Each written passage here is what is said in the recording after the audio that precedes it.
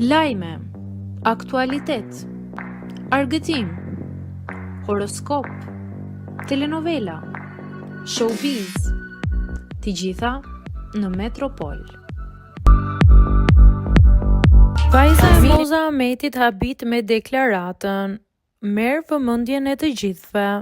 Pjesëmarrja e Mimoza Ahmetit në formatin televiziv të Fermës ka ngjallur debate të shumta në rrjet, veçanërisht për natyrën e saj pa komplekse dhe dinamikat që krijon me protagonistët e tjerë.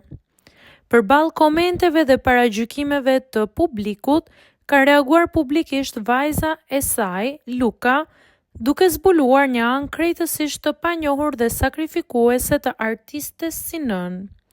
Përmes një komenti të gjatë në rrjetet sociale, Luka ka marrë në mbrojtje nënën e saj, duke zbardhur vështirësitë e të shkuarës. Ajo ka rrëfyer se Mimoza ka bërë gjithçka për t'u ofruar aty një jetë të mirë, duke qëndruar për 2 dekada në një martesë që nuk i ofroi dashurinë e merituar vetëm për hir të fëmijëve.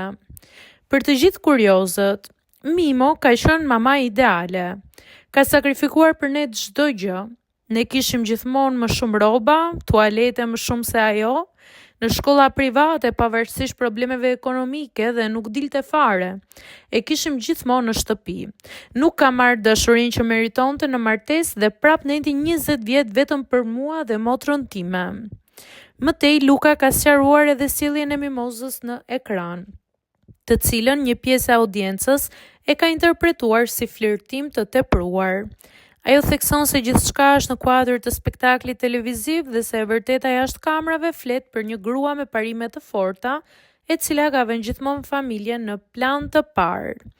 Mami e meriton qiellin plot me drona dhe parashuta.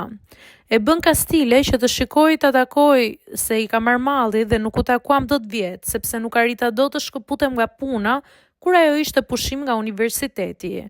Për të gjithë ata që mendojnë se Mimo e ka mendjen te çunat, duhet të kuptoni që ajo po bën show dhe nuk është fare karakteri i përdal.